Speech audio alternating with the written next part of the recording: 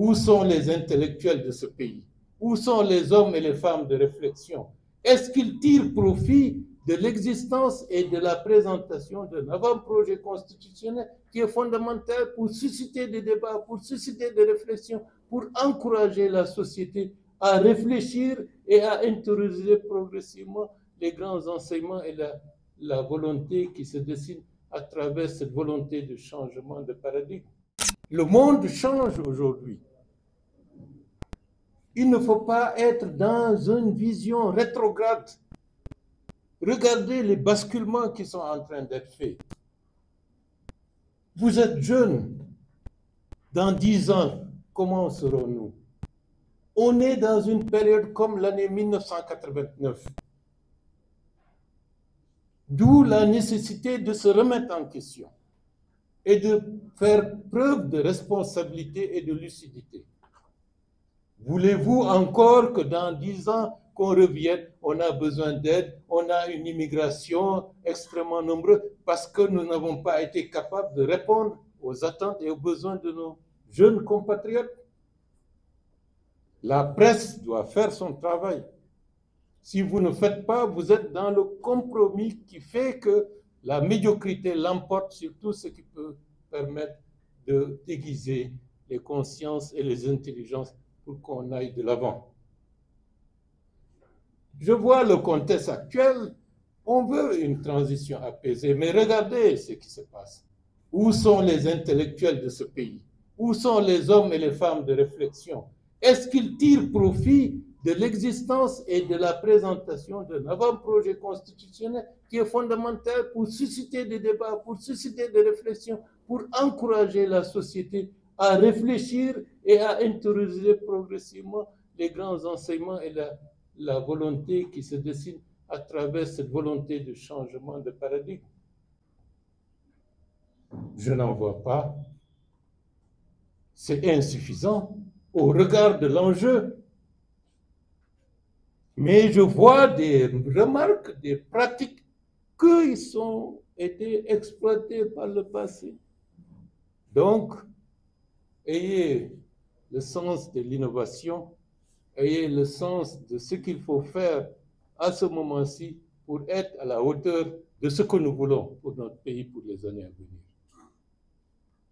Ceux qui croient qu'il faut rester tranquille dans son coin, moi je ne me mêle pas, mais vous allez laisser libre cours à des idées qui ne nécessitent pas de la réflexion, qui ne nécessitent pas un engagement. C'est très important. De l'autre côté également, nous avons des fragilités. Et ces fragilités, il faut qu'on les combatte. Nous avons des ambitions. Si on ne combat pas nos fragilités, on aura de la peine à consolider et à faire vivre nos ambitions.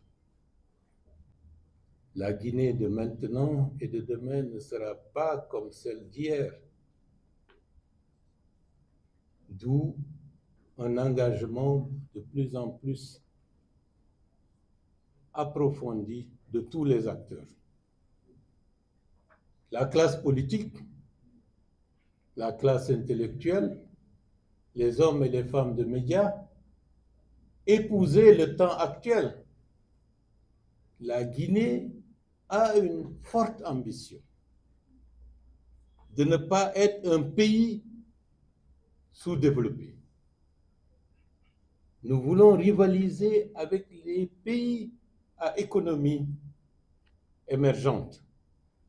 Mais pour cela, nous devons disposer du capital humain, c'est-à-dire des hommes et des femmes en capacité, disons, d'asseoir cette volonté. Ça demande de l'effort, ça demande de la responsabilité.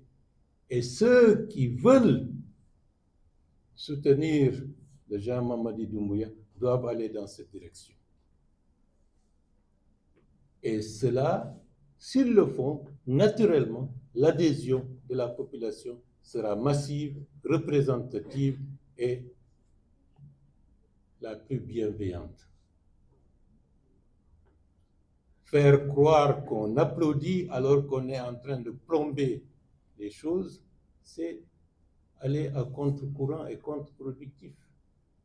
Donc je tenais à vous le dire et je demande à tout le monde de se focaliser sur l'essentiel, d'avoir une haute ambition pour notre pays, de soutenir les hommes et les femmes qui s'engagent pour la réalisation de cette ambition, parce que cette ambition n'est pas une ambition à titre individuel, c'est une ambition pour que la Guinée, dans les années à venir, soit un pays qui compte dans le continent.